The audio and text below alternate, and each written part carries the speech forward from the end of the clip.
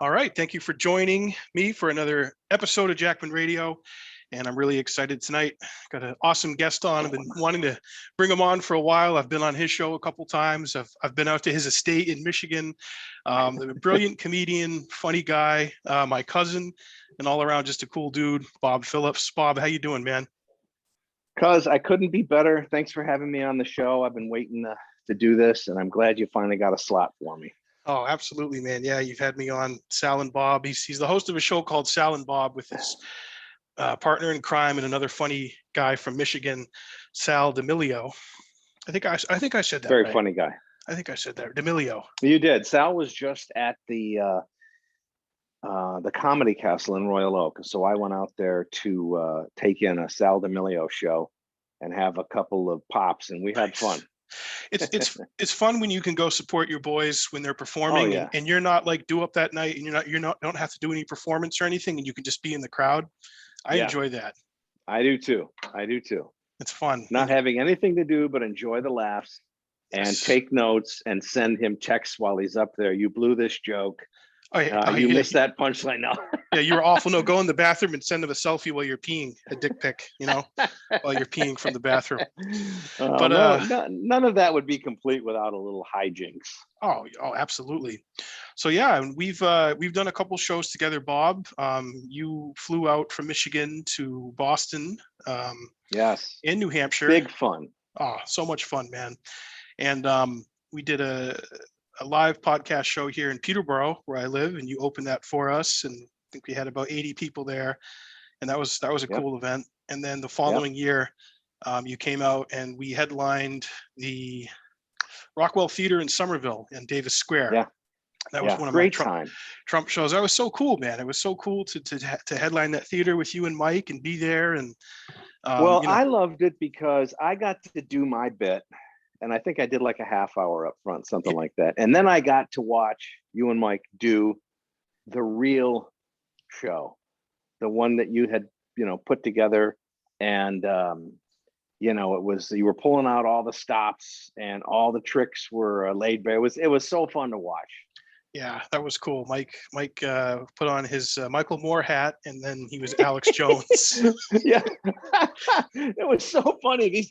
Watching the audience members, when you see a really good impression like both of you do, and you're not out doing like 10 others that are half baked. The ones you do are dead nuts. And I'm watching from the wings as you guys are going into your impressions and just watching people like punching each other, going, "Oh, did you hear it?" Oh, yeah, they get it, and because they're hearing, a really good impressionist. So it was fun to watch.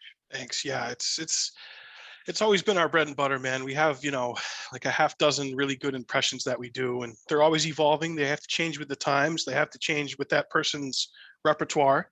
The further hard right Mel Gibson gets, the more that I have to watch Triumph of the Will to get his shtick down. Yeah. get the right rhetoric from Mel Gibson. The crazier Charlie Sheen gets. I have to work on Charlie Sheen talking about winning in Tiger Blood, bro. But I got a great story about Charlie Sheen. This was related to me by a friend of Marc Maron's, who I know well. I don't know Mark well, but I know this friend of his. And when Sheen was doing that nutso Tiger Blood tour and whatever the hell that was, it was just this. He was on a manic high. That's what he was, and I know that because I've had several manics in my life, and I know exactly what they're doing and why they're doing it. He's just literally pinging off the walls. He had no plan. He had nothing written. He had no structure whatsoever. And Marc Maron was paid $50,000. Charlie Sheen paid him $50,000 to write a show, to write an act for him to take on the road. And he paid the money, but he didn't use any of it. Wow, really? Yeah. 50 large, holy shit. Yeah, and it was, I think I'm good on that number. I may be a little off, but anyway, the point was there was no controlling this guy. There was no helping him. He was just so out of his mind. You had one of the best comic minds trying to corral him and say, "Hey, say these funny things," and he just wouldn't. He just made an ass of himself on stage after stage. Yeah, that was the Violent Torpedo of Truth tour in 2011. Yeah, That's what it yeah. was called. That was 10 years ago. 10 Wow, fucking decade ago, the Warlock was created. Well, I mean, what that's you're seeing crazy. is you are right, exactly. You're seeing a manic meltdown of someone who found out they have HIV. Yeah, It is yep. what it is. He went to war with the studio heads at CBS over Two and a Half Men. Yeah. He nuked that. You know, he had a fight with Chuck Lorre, Yeah. and but he called him, no, your real name's Chime Levine, bro. Okay, that's your real name. You know, and then that, Uh, that was a whole back and forth. He's like, my real name is Carlos Estevez. Okay, you can uh-huh. call me Carlos Estevez, Chime Levine. But we Yeah, burn that bridge, Mhm. go back, blow it up again, stomp down the ashes into powder, and then set fire to that. That's what this guy did. What a Yeah. nutso period of his life. Oh, it was surreal. It was, none of us could look away though. Like I'll be honest, that's actually the year I got on Twitter. So I got on Twitter because of Charlie Sheen Mm. in 2011, and I couldn't look away. I don't think anyone could. Yeah. No, it was crazy. Yeah, winning the woman interviewing him. She's like, some people say that you're bipolar. He's like, bipolar? I'm by winning. I win here and I win there. Now what? You know, I'm by winning. He's not winning. winning any. I wonder if he's winning those lawsuits that have been filed against him. Yeah. For subjecting his partners to AIDS and various other. That's like attempted murder. STDs. Yeah. Oh yeah, no. He's a bad dude. I mean, drugs. Yeah. There's reports of him shaking people down, having people beaten up in the drug world I out there didn't in know Hollywood. that. Okay, Yeah. that's shitty. Oh yeah, no. There's if you're gonna do your weirdness and confine it to your mansion and bang porn stars and whatever, fine, whatever. Everybody's a consenting adult, but don't send people out to hurt other people. Hey, you know what? I'm sorry to ask you this. I gotta backstop this blasted camera. Oh yeah. Sure. Give me just 1 second. What a time to do this right in the middle of a show. But it's not going to get any better until I do this. Hold on. No problem. We're always improvising. It's all about improvising. Yeah, we are. Yes, we are. We're always improvising. Now, what do you say, funny man, about improv? Just take away the E. Just put an E on it and be done with it. Put the E. Yeah, that's right. Yeah, I can't spell. How's that better? Look, I think I look better. Oh, you already look $10 million better there, Bob. I think I do. I feel better. You took a mood stabilizer. Yeah, I feel stable mood wise. Yeah. Oh yeah, definitely stable in the mood. Yeah, I mean, the Charlie Sheen thing was pretty unbelievable, and it just shows you how freaky that whole world is. And I just watched a documentary about that gal who played Punky Brewster, Soleil Moonfry. Oh yeah, she's had another show, right? That's been on for a few years. I'm not sure what she's up to now, but so she like filmed everything from the age of like 8, 9, 10 years old on. And she had herself filmed? You mean like she held a camera and she had her friends hold the camera like a handheld, and she just filmed everything. And she had like hours and hours of tapes that she hadn't looked at in like 30 years.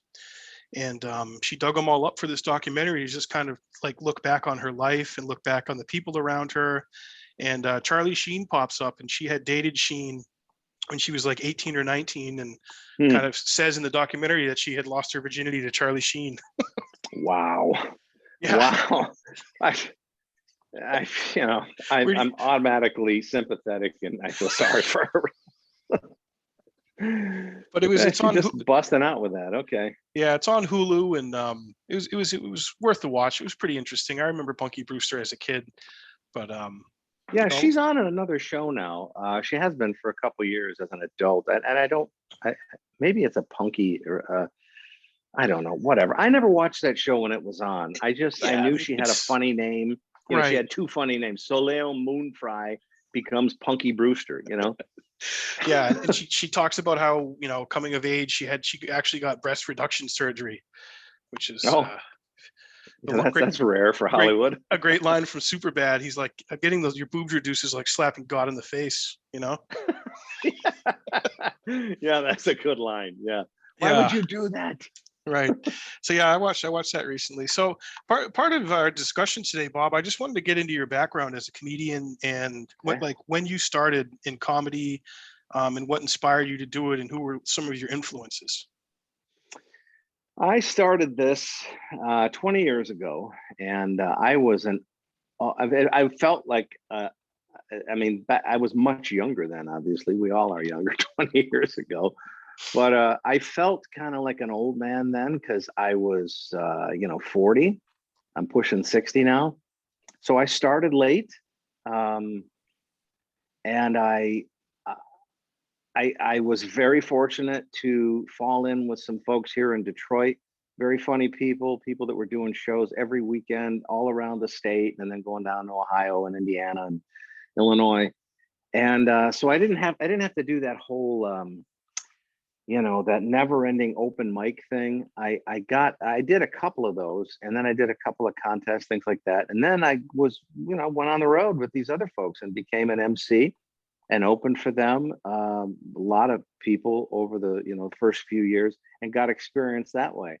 So I felt very fortunate to be able to do it in a paid setting, because you learn really quickly that, an open mic is to go up and work on your stuff. And obviously you want it to be funny and entertaining. That's the job of a comedian. But for yourself, you want to do something new that you're not quite sure is going to work. And so that's what those settings are for. But when you're getting paid, you got to bring the funny. And I learned that very early on by some of the people I worked with. They taught me that right up front. Yeah, absolutely. It kind of brings it to a new level when people are willing to part with their money for you because you're now a professional. Yeah, exactly. And I remember, this isn't my friend. And I don't know if you can attribute this to anybody. It's been around so long. But I remember just like a few shows in, and somebody wasn't getting laughs, and somebody, I think the owner of the restaurant was threatening not to pay this group that had gone in there. There was like 3 or 4 of us, and somebody, one of the older pros. Well, no, he's not. He's actually younger than me, but he'd been at it much longer. A fellow named Bill Bouchard, one of the funniest guys in the country. He goes, "Always remember, it's show business." I'm like, okay, that's back here forever. The business end is bigger. Yeah. It dictates a lot of what happens, and if you don't have that savvy, or you don't have people around you who have that in the forefront and kind of always have it ever present, you get eaten alive, man. Well, yeah, I mean, you put on sort of an experimental show twice when I came out to work with you and Mike, and each time it was wonderful. You guys really knew what you were doing. You hadn't done a lot of shows, but you instinctively knew how to take the show from where I left off and take it in another direction and take it higher. And I just sat back and marveled at that, because so much of it was new. I mean, it's never been done before. And you guys were ballsy as hell, and you pulled it off twice. Thank you. Yeah, I mean, Cambridge, Somerville, Mass is a very, very liberal city, town. I mean, Cambridge, all down there in Boston. And you're going in there dressed like Donald Trump, and you're going to be doing Alex Jones and doing that. There's already like a preconceived idea of what the thing's going to be. And I think what kind of like gets a lot of people, or maybe surprises people that is so different, is that Mike and I, we lampoon and make fun of everyone politically, even the politicians we agree with, or political trains of thought. I know you do. You're very even-handed about that. Yeah, so it's not like going down just to bitch slap one side and make one side look stupid. I mean, because really the big picture, the whole thing is stupid. So you have to, yes, you have because it's politics. It's inherently stupid. It is. Roger Stone always said, what did he say? He said, politics is Hollywood for ugly people. Yeah.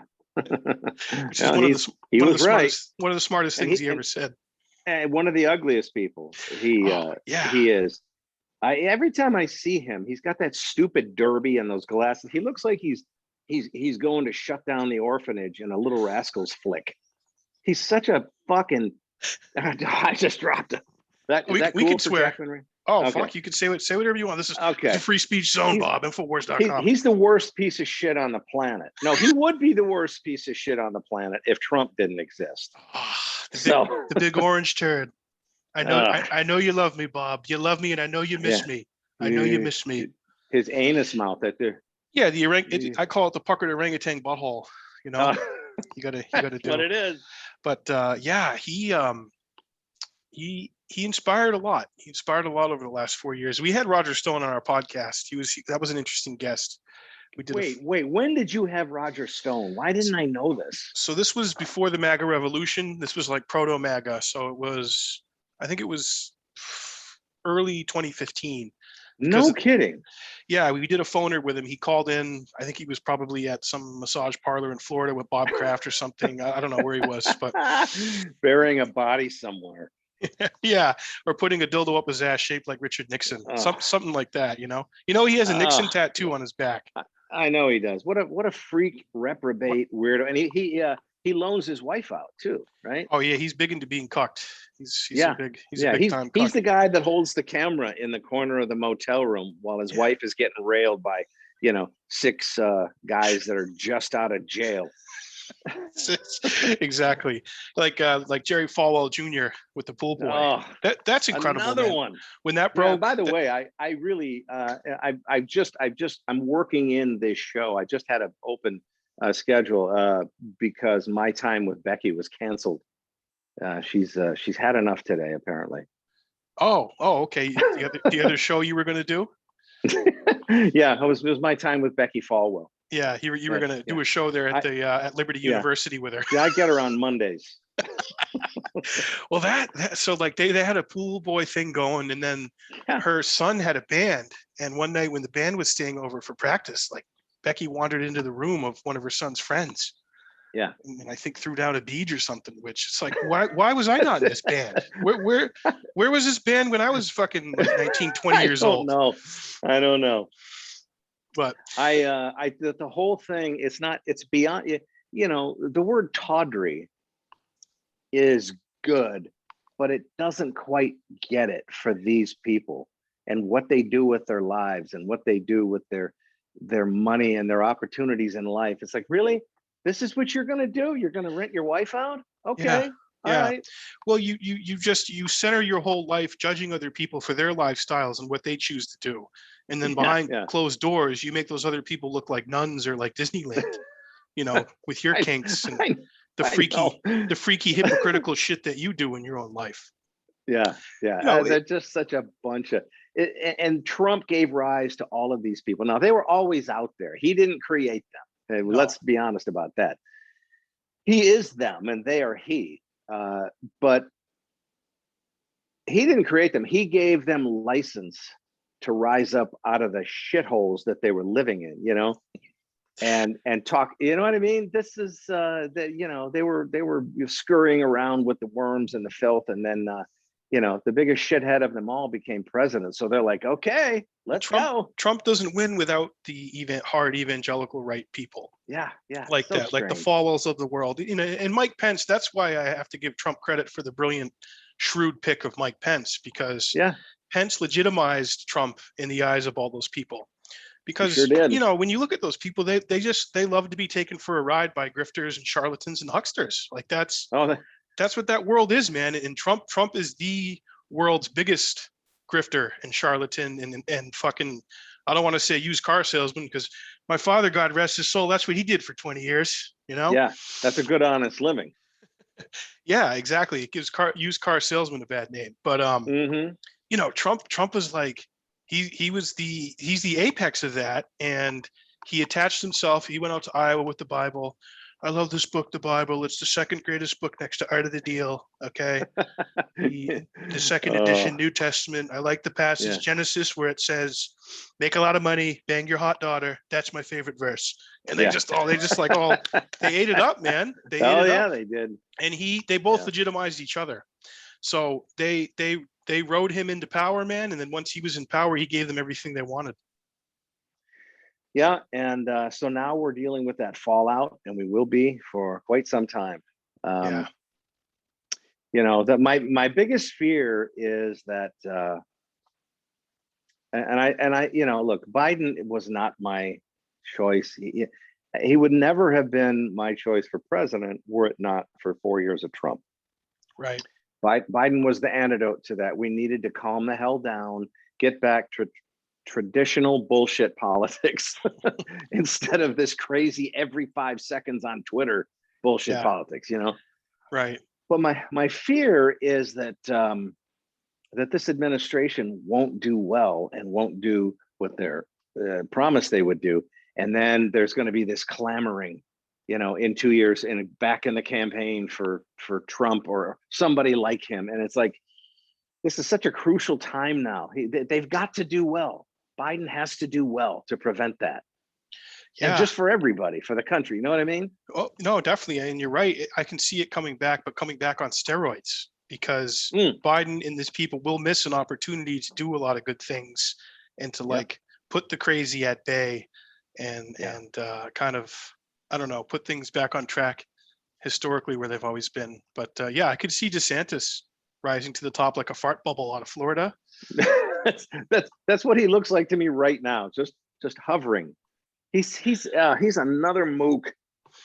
Yeah, DeSantis. I mean, yeah, he's hanging out at Mar-a-Lago with the king, and there's definitely they're vibing with each other big time. Oh yeah, yeah. They're vibing. He's And a great guy, Bob. He's a great leader. He's a great leader. I know I noticed that he stays away from Marjorie Three Names because God. she's fucking insane. She makes Trump look like, you know, Noam Chomsky. You know, Yeah.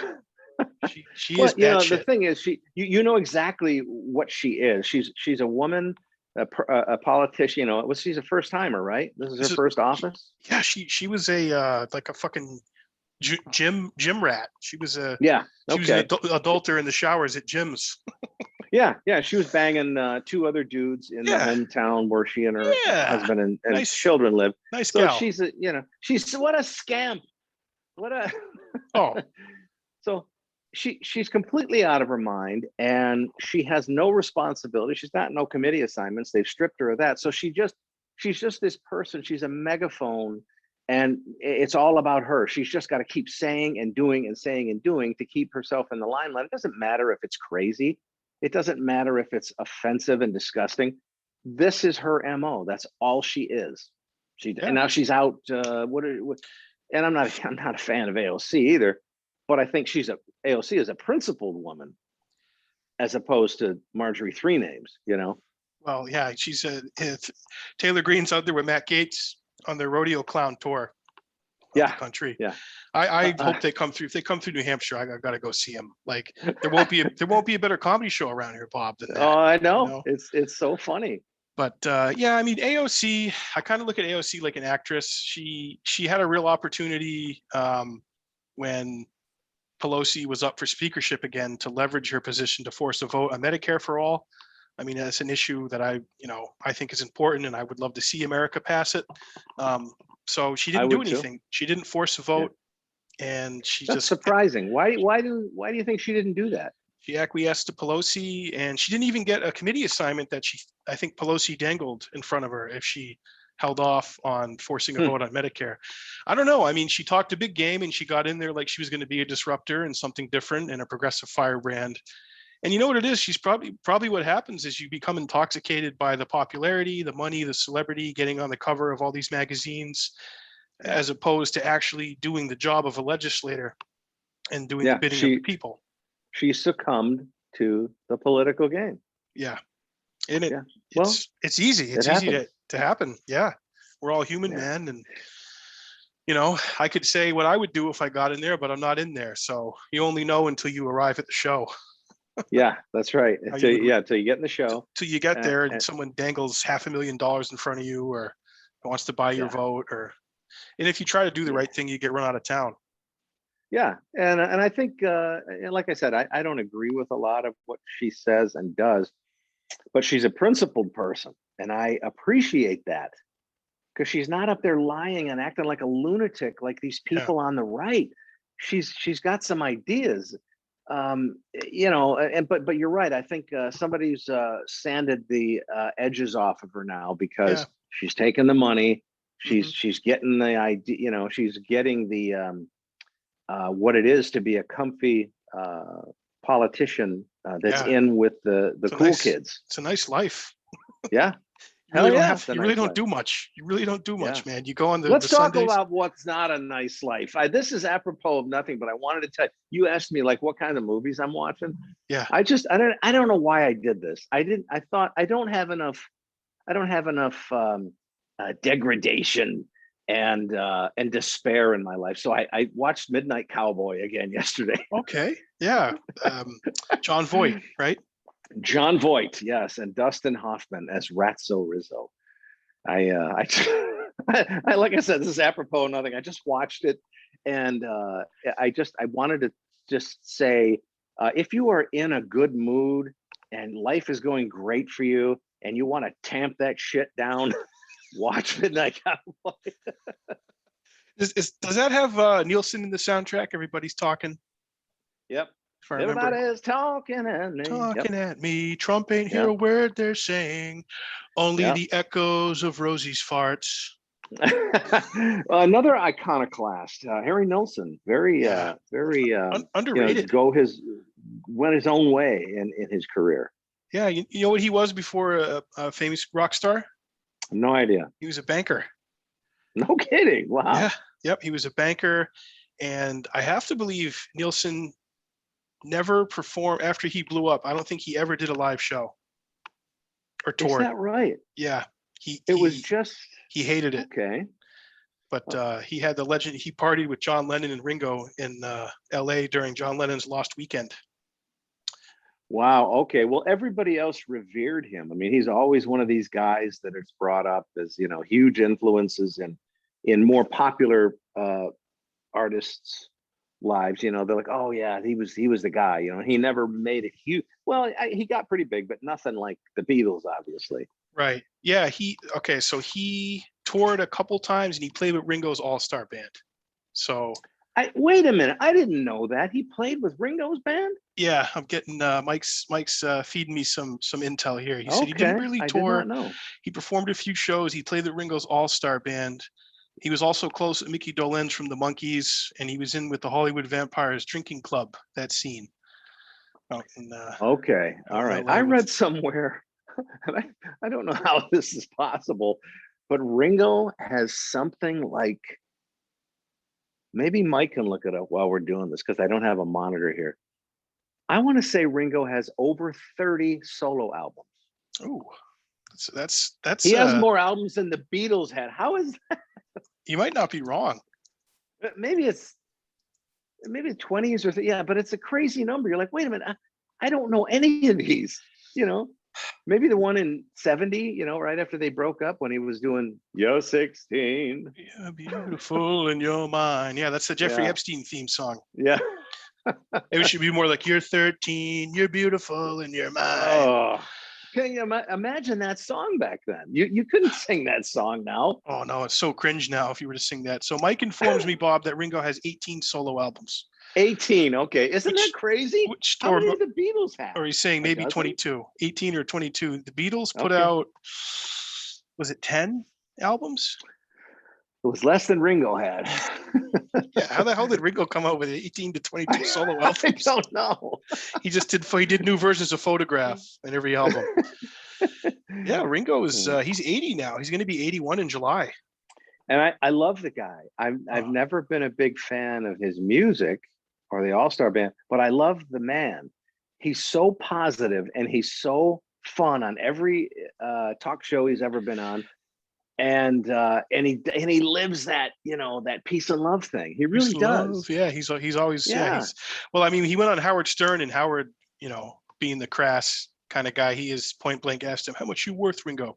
What do you got? Yeah. He's like, oh, Howard, I'm loaded. I've got 300, 400 million. He's like, I don't even know how much I'm worth, Howard. I'm loaded. Yeah. I'm loaded. Of course he is. Because Howard's obsessed with all that stuff, with stats and like what the Beatles are worth and how much money they've made. And well, obviously Ringo would have made the least of all of them. Yeah, I got to not that he wasn't a talented guy, but I worked with Rob Schneider just before the lockdown. A really, really nice guy. And he's like he goes, I am the poorest of the rich guys in my group. He's talking about Sandler, David Spade. It's Spade and that whole Kevin James, that whole clan. And I said, I would never ask him what he's worth. I'm like, well, okay. Yeah. You To were be the curious poorest though. in that group, you're still doing pretty well. And he threw a figure at, he said like 25 million. I'm like, wow, okay. I was, I yeah. don't know where it came from, you know. Mike tells me the Beatles put out 12 studio albums. 12 studio albums. Ringo's 12 got 18. Well, yeah. Well, Sir Paul eclipsed $1 billion in net worth, like in the last few years, even after the divorce from Eileen. You know, Peg. We call it Peg, short for Peg Leg, and then Eileen. Yeah.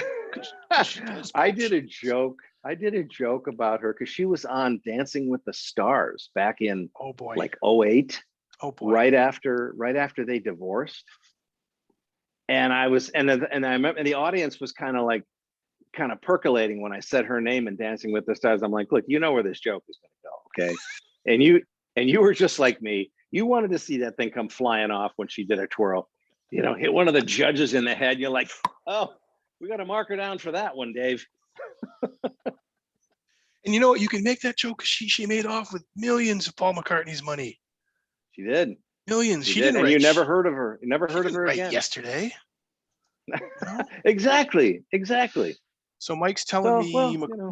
McCartney is the wealthiest rock star in the world globally. He's worth 1.2 billion. 1.2 billion. I'm gonna say I've been a huge Elton John fan all my life, and I like to keep up on what he's worth for some odd reason. But I want to say he's at $500 million. He's like 500 million, something like that. Yeah, that wouldn't surprise me. He's been in the game a long time. Yeah. And iconic. I mean, just Lion King alone, man. Just the Lion King soundtrack alone.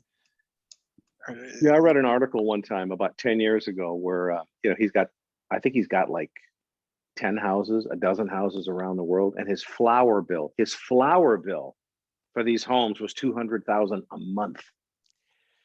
What? That's sickening. You know, he's not even in them, but he's got flowers being delivered to them. Well, at least the maids there will have nice aromatherapy. I guess. While they're cleaning his Lion King themed sheets in his mansion, you know. I always loved Elton because he came out in 1976 when that should have been the death knell for his career, right? Right. But he just came out in a Rolling Stone interview and said, yeah, you know, what of it? He says, it might ruin my career. I don't care. And it did nothing to his career because you know, it was like, and the guy's always been open and upfront, and he's raised, you know, hundreds of millions of dollars for AIDS. I like the way he conducts himself. Yeah, he's authentic to who he is. Yeah, that's the word. Authentic. He's not fronting. Yeah. And you know who else is authentic? Who's all over the news right now? Who I'm just totally here for is Caitlyn. I'm all about Caitlyn. Caitlyn, yeah. I'm so here for that, dude. Like, yeah. I'm here for it. Make her governor. I mean, come on. What do we got to lose? It couldn't be worse. It can't be worse. I mean, you know, in our lives, you know, we have friends that are, and friends and family that, you know, that haven't, you know, gotten on board with the fact that people transition. People are so uncomfortable in their own bodies that they make the decision to change their sex, right? Yeah. And you try to talk to these people and they're like, oh, what's the matter with these? I said, well, I'll tell you what's the matter with them. They've lived in Caitlyn Jenner's case, she lived something like 65 years. You know, just being completely uncomfortable with the person she was. So if you are at that level and you make that bold choice, you know, to transition, I got nothing but respect for you. Because that is guts like I can't even imagine, right? Yeah, it took guts. You're literally in the 70s, the most famous male athlete like in the whole world for a minute with the 76 Olympics? He won the decathlon. Yeah, as Bruce. So I was a 14-year-old kid, and I remember watching that, and I remember asking, you know, telling my mother, "Buy me Wheaties. I want the box with Bruce Jenner on it." I you know, Bruce on there. And Bruce was a specimen, 6'2", muscular, just my God, he was star. He was Adonis. He was everything you would want to be as a man, right? Right. He was the role model. And yeah, and so that kind of, points up what I was saying. If you have that and you're so uncomfortable with it because your brain and your chemistry doesn't match, right? Then I have nothing but respect for people who go through that. Yeah, when Diane Sawyer was interviewing, she hadn't transitioned yet, so she was still Bruce. She was showed a picture of Bruce like during the Olympics and said, "What's going on inside there? What are you thinking there?" Yes. And Bruce is like, "I'm confused, angry, Yeah. sad, scared, Yeah. alone." Yeah. You know? Yeah. Yeah. It was a real human moment. Yeah. Adonis on the pedestal. Yeah. Gold medal winner in every event, right? That he entered. And to be that miserable. So anyway, not to put too fine a point on it, but I guess when it comes to that with people who make that change in their lives, you just, man, just, stand back, let them do their thing. Yeah. They got more guts than than most people I know. Yeah, it's a gutsy thing to do, and now she's like 71 and she's running for governor. Did you see her on Hannity? That was everything. Sean, Yeah. I'm old. I'm 71. Sean, I'm going to stay in California and fight. I'm going to fight for California. She doesn't know. She has no idea what it actually means. I don't want to see her as governor of California. I've had enough with the with the circus politicians. I've had enough of all of that. We need serious people. These are serious times, and these are unserious people wanting to hold these high offices. Yeah. From the president on down. Yeah, I mean, just the optics of her doing it in her personal hangar just shows you the detachment. Well, we're here in my hangar, Sean, and I saw my neighbor at his hangar, and he was packing up his plane and moving. I said, "Where are you going?" He said, "I'm moving to Sedona. I can't look at the homeless anymore." Yeah, it's just like, oh, you're running to be governor and you're fucking nuking the homeless. Exactly. It's like, okay, so I've spent probably way too much time saying how I admire her for her courage, and I do, but now you go to that and say, okay, now see, this is what you really are. This is what you have been for all of your adult life. You've been living in La La Land, and you don't have a clue what to do or how to do it. So just, I don't know, be an advocate for trans people, whatever else. But we don't need you as governor. Yeah. But Newsom will probably hang on to power out there. I mean, the Democrats are pretty well and good with their power, their grip on power out there. COVID almost got him, but yeah, and it turned the corner at the right time. Hypocrisy of eating at the nice French restaurant whenever no one else could. Just like Pelosi going, I want to get my hair done, Bob, and I couldn't. But Pelosi says don't do it, and she goes out and does it. Well, Big Gretch in my home state. You know how I love me some Gretchen Whitmer. We love Whitmer. I do. I love her. I think she's hot. She's got the lower and the upper. I'd storm her capital. I would storm that woman's capital. So you're like, she got the upper and the lower, the boom and the bang. Got the Upper Peninsula going, the lower. I love everything about her, but she fucked up too, and I think she's governed well in a really bad time. COVID took everybody by surprise. Everybody was just trying to feel their way through it. She just got popped, like a week ago, having a non-distanced dinner in Lansing, and people took pictures of it, and she had to apologize. And it's like, lady, haven't you learned? Hasn't everybody learned? Right. Just don't be hypocritical. Just don't. Why is Michigan still pretty locked down, or? No. But they haven't allowed more than 50% capacity. Oh, okay. And at these tables that they were at, they were right next to each other. And there was more people than you're supposed to have at a table. Yes. Okay. Which doesn't mean anything right now because we're all getting vaccinated. But she should have known better. And it's like, look, you're Gretchen Whitmer. You think people don't have iPhones that are going to take pictures of you every time they see you? All eyes are going to be on you. Yeah. Yeah. We went to down to Cambridge on Saturday night because Laura came home from DC with her boyfriend. Mm-hmm. We all met the boyfriend, which was What's great. His name? Fortune. Fortune. What a great name, man. Yeah. No, he's a cool guy. He immigrated here from Nigeria 3 years ago. And we instantly clicked. He's got a great sense of humor, and he had seen all of Mike and I, our comedy and all of our videos and impressions. Yeah. So he's like, I want to meet the president. I was like, Fortune, so good to meet you. I'm going to make you ambassador to Nigeria. Okay, I will. Yeah, we're going. No, he didn't want to be ambassador to Nigeria. He probably wants to be ambassador to France or something. He's only been gone for 3 years. Yeah, but we ate a really nice French bistro in Cambridge called Colette, and we could only sit 6 at a table, so we had to do 2 separate I tables. saw those pictures. Yeah, But if we were with Whitmer or the governor, we could have 20 at our table, no problem. yeah, you could. Yeah, because Gretchen. Well, she thought she had it all going her way. Yeah. But anyway, I still like her. Oh yeah, what's not to like? She'll be on a ticket one of these times. She's got I think so. She's got a good future. She's if McCain had not, I wonder sometimes though. I say this, and then I sort of doubt myself other times. I always thought if McCain hadn't picked Bubblehead Palin or something and picked another female, but a serious, smart one, he would have had a shot against Obama. People just looked at it as a gimmick and went, "What the hell is she? Shut up, woman! You know, you don't belong on the national stage. You don't know." She was a less cantankerous Marjorie Taylor Greene. You know, a little more refined, a little more polished. Yeah, a little less so then I unhinged. think it was Obama's time, no matter who they put up against him. I don't know, but yeah, so she could fill that slot. She could have been Biden's running mate. I don't know, but she was vetted, but they went with Kamala, who basically called Biden a segregationist in the debates a few months before.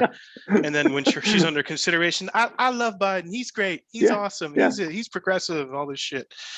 Well, how great is it that we're finding out that Jill told Kamala to go fuck herself? Oh, that is I love that. It's everything. Oh yeah. The behind the scenes, man, they're all the claws are always out, and it's petty. It's like high school.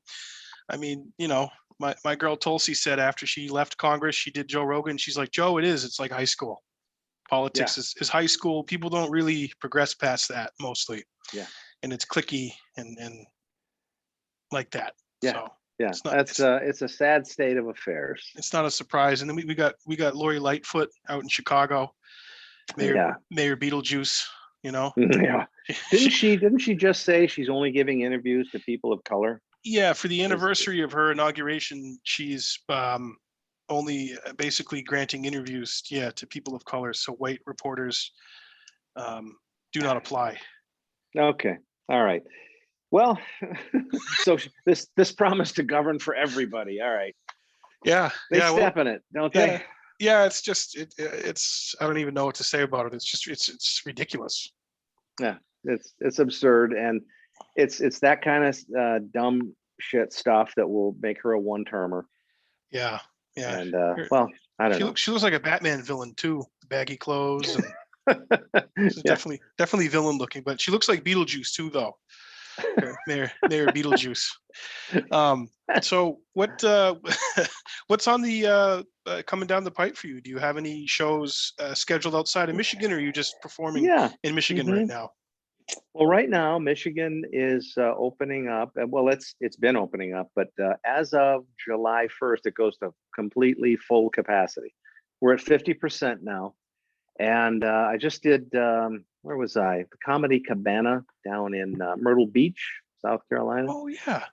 That was a very fun weekend. That was kind of tiring with a lot of shows, 7 shows, and you never know what you're going to get at a resort town, because nobody's from there. And the crowds are just so different one from the other that you're always kind of, shifting. You're doing a little bit of log rolling up there, but it was fun. It was great to be back on a plane and going out of town. I just did the Ann Arbor Comedy Showcase here locally. Headlined that, had a lot of fun, got a new tape out of that. In July, there is a great newer club here called One Night Stands, which is in Waterford, Michigan. Good friend of mine, Mike Green, runs that. And that's going to be fun, probably 4 shows. And we have the usual, Zanies in Chicago, for a one-nighter there. A lot of Indiana, Ohio, just to keep the calendar filled.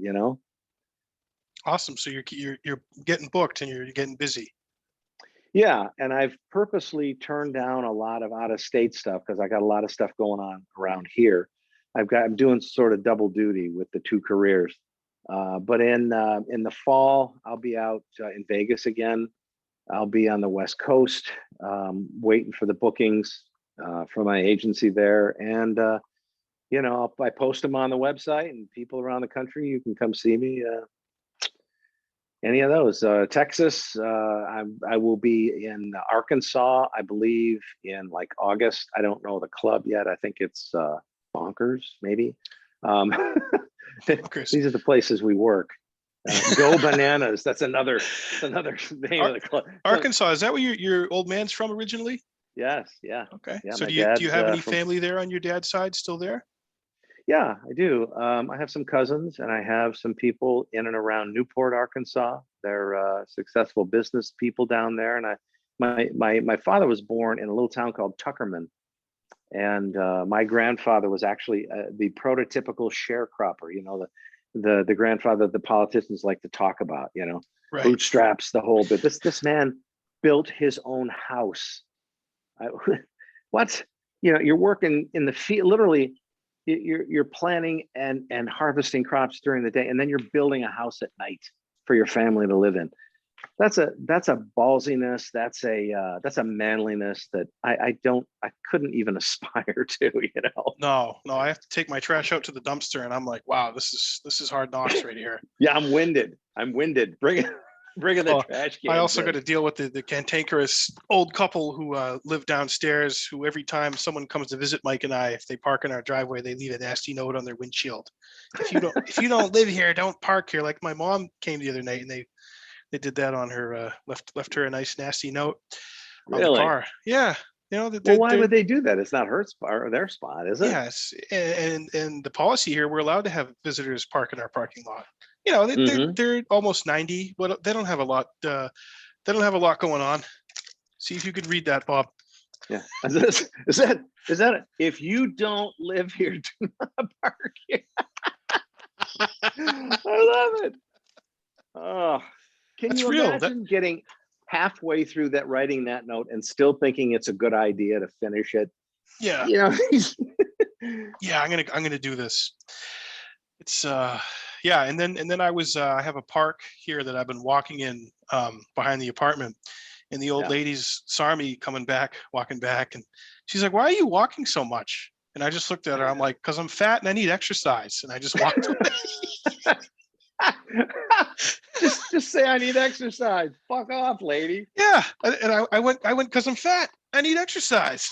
And what possesses somebody to say, "Why are you?" Don't say anything. What a question is that? I had one today. I have a big, my dog Hannibal, right? Oh yeah, big old. He's a big old Newfie. Old Newfie. Because what else would we have? Cuz so I'm walking him in town, and it just happened today.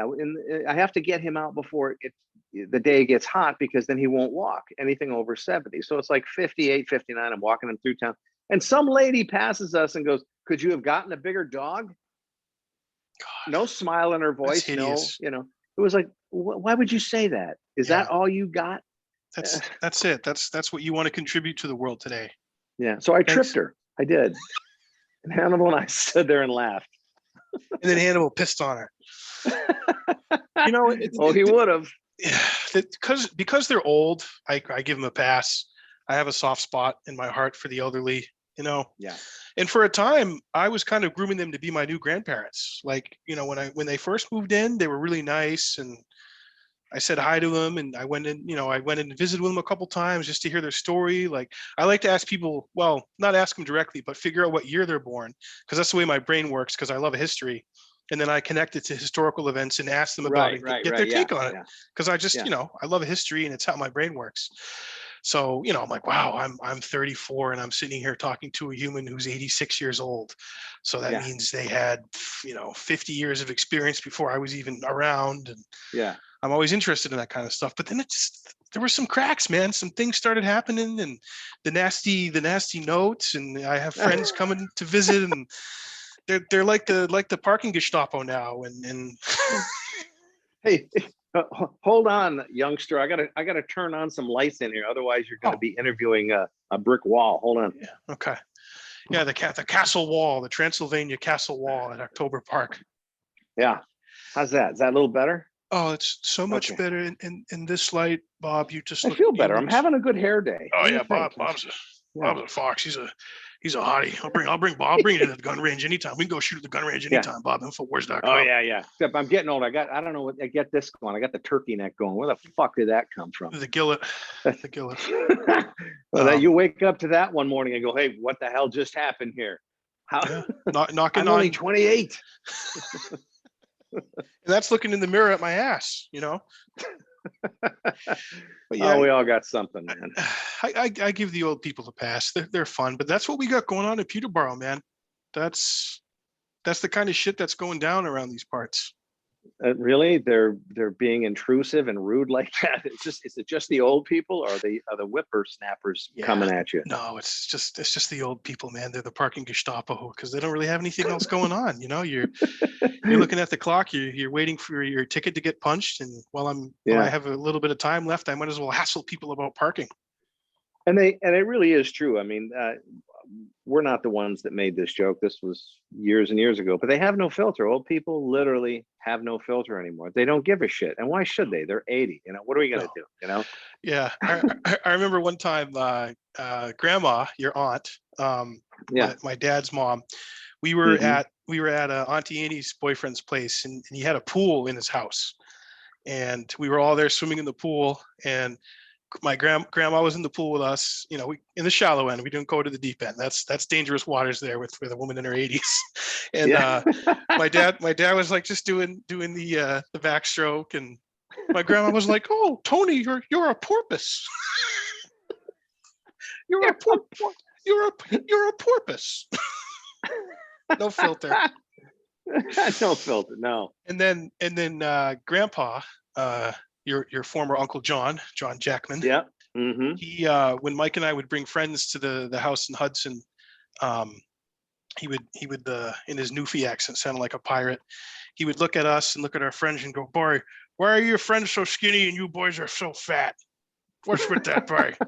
Boy." What's with that, boy? And Tony would come in and he'd be like, "Boy, Tony, you look like you're pregnant, boy. You're looking pregnant there, boy. You're a pregnant feller." I just adored him, not because of that, but because he was the consummate salesman. He was always selling. Yeah. Oh yeah. Your grandfather. I mean, he was always selling. Just go. And they got along really well because of that. Yeah. Well, Grandpa, he ran a meat packing plant in the hood in Dorchester and Boston in the 70s. And my dad worked there for a bit, for slave. I don't even think he was paid. He was a slave there. And so he did that, and then he sold light bulbs. Yeah, there was always wheeling and dealing, whether it was meat or light bulbs. Yeah, it's funny too, because I remember I remember reading Death of a Salesman long time ago, and thinking of your grandfather. Not that he and Willie were the same guys, but he was selling up and down the East Coast all the time, just like the Willie Loman character. Yeah, and he drove a station wagon, just always packed with lights. You couldn't even see out the back of it. It was a total safety hazard. Yeah, it's a miracle he never caused any pileups on the Mass Pike. But he did what he wanted to do, man. Yeah, he made his living his way, and I love that. You got to admire that. Yeah, the entrepreneurial spirit. Yeah, all of my dad and his siblings have that. I mean, the only one of them worked for had a boss. I mean, Kathy worked at Harvard for years. She actually just retired. Kathy's retired. Harvard, Yep, she's almost 70 and she's all done. So I'm happy for her. She doesn't have to go into Harvard anymore with those knuckleheads. Yeah. But yeah, the rest of them are carpenters, contractors, salesmen. Annie and Paul do chiropractic, and Yeah, I know. so that's kind of Now, do that's those two, they don't have, they're not working the same practice, are they? They have separate well, practices? they are now actually, and Oh, they've teamed up. All yep, right. yep, they got a practice going, and Network Energetics it's called, and Yeah. Oh, it's going wonderful. well. Okay. Yeah, it's cool to see, twins working together. Yeah.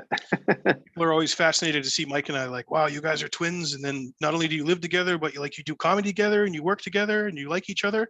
I'm like, yeah, Yeah. I mean, I don't understand other twins who don't get along or hang out, or I don't Yeah. know.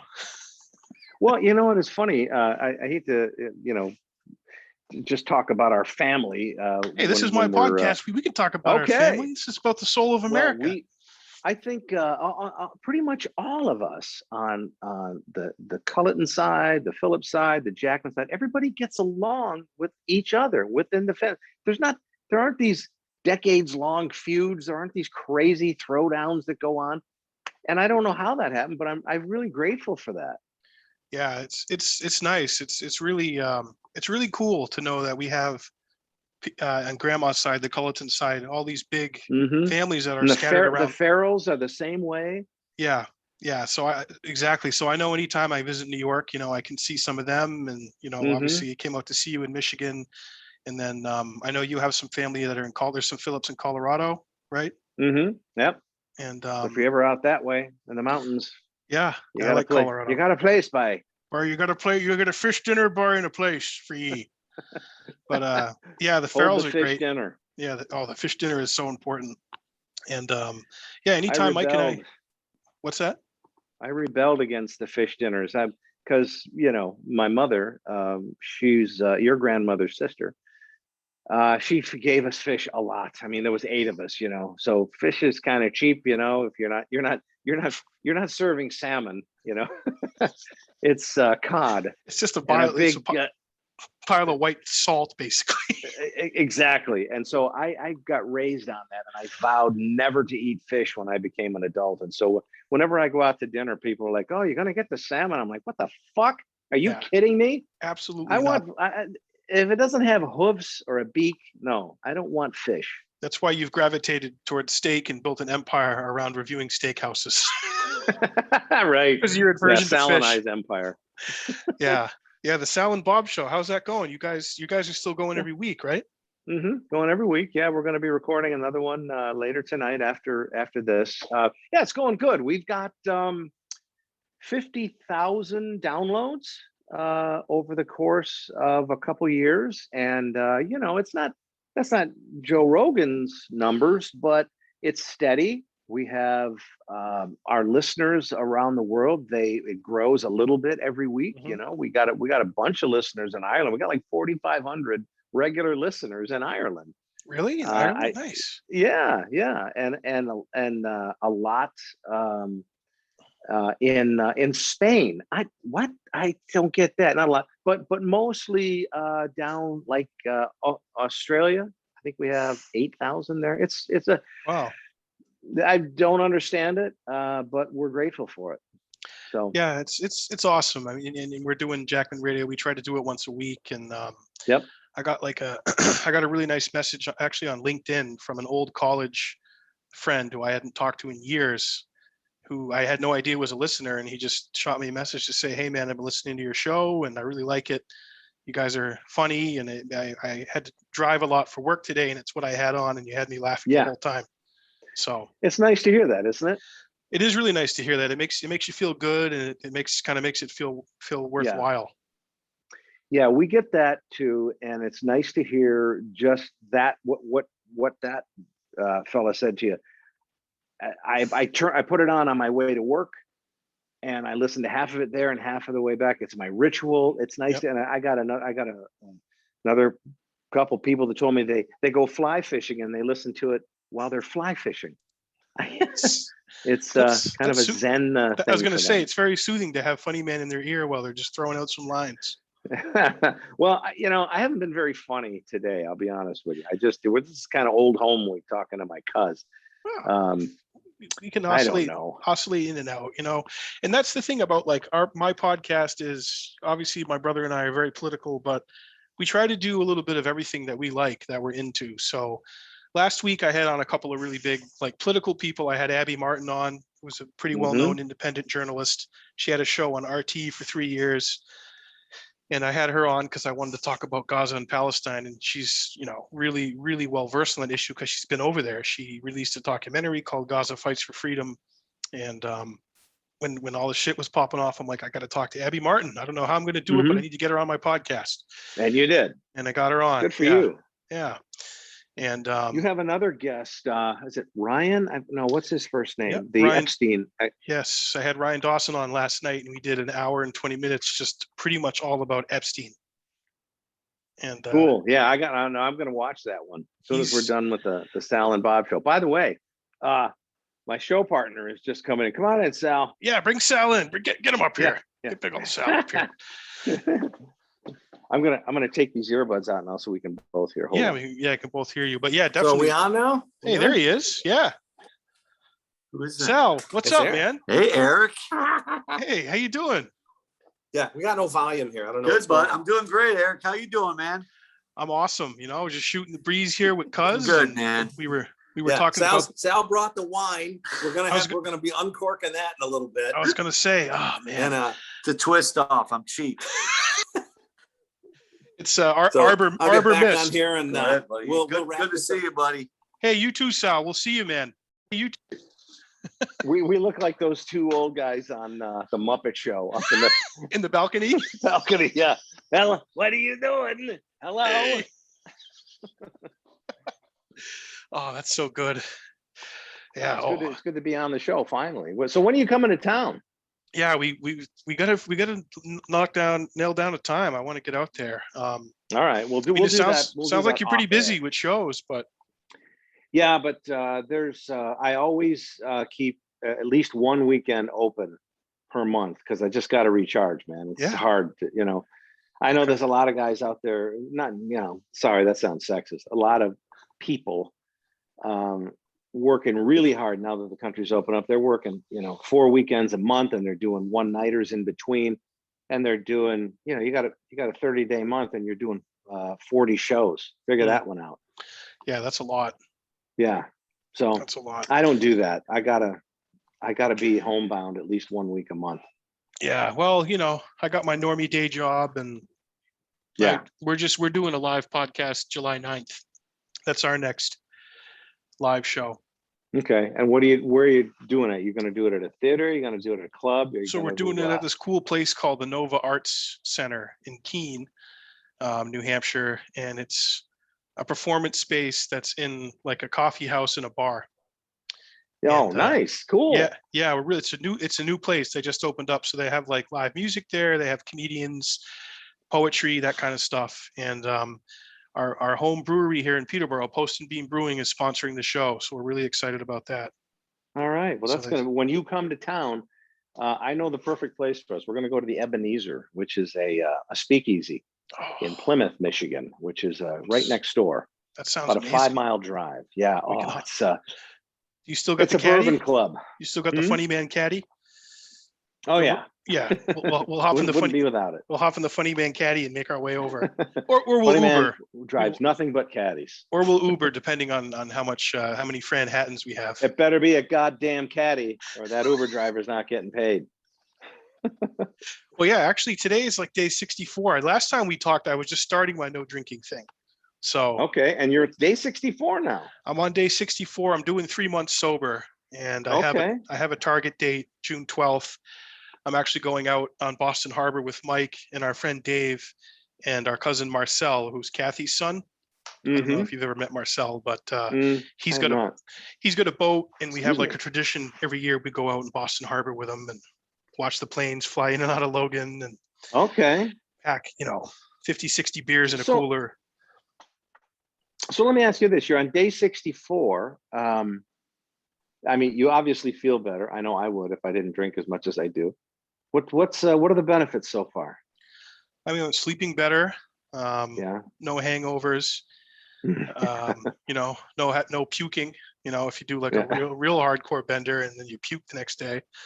I've lost like 25 pounds, Oh, that's wonderful. just not boozing. So, Yeah. Uh-huh. yeah, I'm just calmer, and my anxiety is pretty, not that I really have a lot of anxiety, but you know, we call it hangxiety after a big Mm. night of drinking. And Yeah, everything's worse when you're hungover. you're just like, fuck, man, I'm not leaving this bed. Like, I'm not leaving the bed. I'm just gonna have a bucket here, and I'm not even gonna go to the bathroom. I'm just gonna have a bucket. But For no, both ends. oh yeah, both ends. But no, I feel better, and you know, clearer. Good. But I'll tell you, there's been a few moments, man. Dinner Saturday night in Boston, I was watching my Uncle John and my Uncle Brian pouring these beautiful green bottled French beers in a glass. Oh, yeah. There's just something about the beer being poured at an angle Yeah. and the nice head settling on top, man. I was like, oh my God, I want one of those right now. Yeah. But I Well, didn't. what's the significance of 90 days? It's just a nice target for you, a good goal? Yeah, it was just so I need to have like a number. I can't just say, oh, I'm not going Yeah. to drink indefinitely. I need to have something. Here, I'll show you. I have a countdown. I mark each day Okay, that's Yeah. great. and I punch it. So I'm at yeah, today is 64 days. So Okay. I figured because we put the boating day on the schedule for June 12th, and when I decided to go sober for a bit, it was going to be like 90 days, 85, 90 All right. days. So 90 days comes. What do you do on 91? Do you go on a bender, or do you just sip a beer and see how you feel? I mean, is there going to be like a reward for you after this, or do you Well, feel like you're already getting the rewards? Yeah, well, just to prove to myself I could have some self-control and not do it is a victory for me. And to keep my word, you know, because I'm not like out yelling at people that I'm not drinking right now, but people notice when you're out and you don't have a beer in front of you. They're Yeah. like, "What's up, Eric? You all right, man?" And Yeah. I'm like, "No, I'm just taking 3 months off." So, you know, Now, how about near beer? Would you drink like an O'Doul's? like an O'Doul's or a St. Pauli's Girl. Yeah. I don't think I've ever had a non-alcoholic beer. I'd try it though.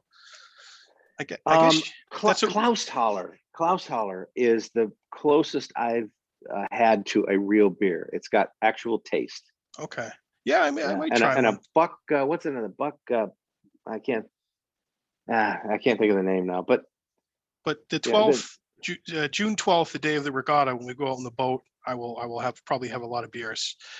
And all then right. Well, I think watch yourself. yeah, I will. I'll pace myself. But I think what the plan is, um, so I'm doing that, and then I don't know if I told you I'm going to Hawaii in August. No, you didn't tell me that. Yeah, taking a big vacation, man. I'm going to unplug. Okay. Now Just- Chelsea is going to be on your visitation schedule, I'm sure. I hope so. Yeah, if she's around, I definitely would, you know, want to meet up. Oh my and God. Go out. You're going out to Hawaii. You have to see Tulsi. Yeah, I hope so. I haven't talked to her about it yet, but you know, I obviously know her and a bunch of other people from the campaign who are out there. So there's Yeah. a good amount of people I could see. I don't know about getting around island to island. I'm going to Kauai. Yeah. Okay. And I don't know. I know nothing about Hawaii. I don't know what that means. Is that a big island, small island? I don't know. I think Kauai is the most north island in the chain. And Okay. then yeah, I need to do more homework on it, but I don't know. Like I'd have to get on an island hopper, like a little plane, and then I don't know. You have to have a negative test for COVID to go to other islands. So I got to kind of figure all that out. Well, did you But, get vaxxed? I have not. I have You not. have not? Do you plan on it, or you're just gonna We're gonna take we're your gonna chances? we're gonna wait it out, see how things go. Okay. Okay. I've been pretty cautious and followed guidelines and everything. Yeah. So yeah, we're gonna obviously. I had to do a test. I was in a music video with Mike back in November, and to get on set for the music video, we had to show a negative test. So Mm-hmm. I have no problem doing that. I'll do the test, show a negative test, no problem. Mm-hmm. Yeah, that's in August. So my thinking is I'll let it rip on June 12th, and then I'll just stay dry, and then maybe in Hawaii have some drinks, and then my buddy's wife is having a baby, so she's not able to drink right now. So last night we kind of joked with each other. I was like, hey, after my trip, I'll stay sober with you in solidarity until you have your baby in January. So to have Well, I mean, I think it's a great thing you're doing. You Yeah. know, drinking has never done anything good for anyone ever.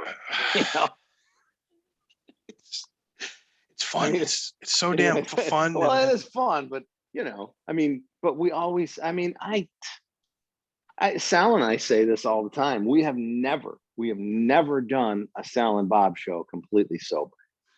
Never. I mean, yeah. it doesn't mean we're falling down drunk, Oh, but we there's always have a little too much wine or whatever it is we're there's some drinking. lubricant there for you. Yeah, absolutely. Yeah, joke We- juice. Yeah, and Mike and I have only trashed 2 Jackman Radio episodes due to overconsumption. 2 of them. You've only trashed 2 of them. Are they up? Are they? Can I hear these? Oh no, those belong to time. The Russians might have them. The Russians might have them, but we went back and listened, and they were so cringe and so incoherent and Oh, so bad, dude, that I didn't want anyone hearing them. you know what? There's a couple episodes that our producer Nate Armbruster will, like, if we'll do it like on a Friday because we want to get a couple in the can, we'll do Friday and then we'll do Sunday. I don't completely remember, not that we're falling down drunk, but I don't completely remember what we did or what was the format, you know, what was the highlights. And then I listened to the edited version of it and go, I don't remember saying any of that shit. Yep. I Yep. just don't. Yeah. We had I'm looking over at Sal now. He's nodding. He's like, yeah. And today's episode will be just like that. He's like, you know what? I don't remember that either, Bob. That was a great night. We've done remote episodes. Like we did one at the Kenosha Comedy Club in Kenosha, Wisconsin. And I was yelling at people all weekend on stage. Are you rioters? I don't want any rioters in this audience. And the owner got mad at me. And I listened to that live show we did afterward and went, damn, I wish I could remember most of that. But whatever. Yeah. Hey, man. It's in the can. It belongs to the gods now. It belongs to time. Belongs to time now. Well, that's awesome. Well, we'll have to do this again, Bob, man. This was fun. I appreciate you. I hope we can. I'll be funnier next time. I just wanted to catch up. Yeah. Well, not every podcast is going to be, a barn burner. It's a great forum to just talk. So you're telling me this particular episode sucked, is what you're saying? I'm saying on my end, I was not funny. I didn't bring any heat today. I just wanted to talk today. Yeah, me too. Yeah. I wanted to talk to my cuz. It's been a while. That's how I feel. Yeah. It's awesome, man. Well, yeah, I do. We want to get out there to Michigan, man, and see you. And we'll have Anytime, man. We'll have to nail something. Just let me know the dates. And out we'll there put you down. October Park. All right. Well, tell everyone where they can find you, Bob, and follow you and support your work. Okay. What's that, Sal? Yeah, Eric and Mike are going to be coming to Detroit soon. Sal is asking from the other room. Oh, yeah. Yeah, he wants to have a cigar with you, not a drink. But maybe it'll be after your. If I'm coming to Michigan, yeah, we can. We'll drink. We'll drink for that. Okay, cool. I'll smoke a black and mild. Yeah, I'll get some backwoods and some Swisher Sweets. So what's going on? You can catch me on at bobphillipscomedy.com. You can check me out at Twitter at Bob the Suit. Check me out with my show partner, Sal D'Amelio, at Sal and Bob Show. That's on Facebook and Twitter. You can check Sally out at SallyDO8. I got it's not a new album anymore. It's a year old. It's called $10 Gift Card. That's out on Tour Records. And they're playing the hell out of it all over Sirius XM. I just got my plays, the play document they send you every month. And hundreds of plays all month. So they like it. People seem to like it. And come out and see me at a show. I promise I won't stumble this badly. Check my calendar and look for some funny stuff. I got clips all over YouTube, and I got a new one I'm going to be putting up about Spirit Airlines pretty soon. Oh, nice. So there you go. Yeah, I'll look for that one. I'll be sure to share that one. Yeah, thank you. Well, awesome. Yeah, well, thanks for coming on, Bob. And absolutely, cuz. It was my pleasure. Yeah, thank you. And thanks everyone for listening and checking us out, tuning in with us today. And if you haven't clicked that subscribe button on YouTube, on Spotify, on Podbean, iTunes, Apple, Twitter, I'm everywhere. Jackman Radio's everywhere. Yes, you so are. Yes, you are. give us a follow and a like and subscribe, and we'll catch you on the next one. All right.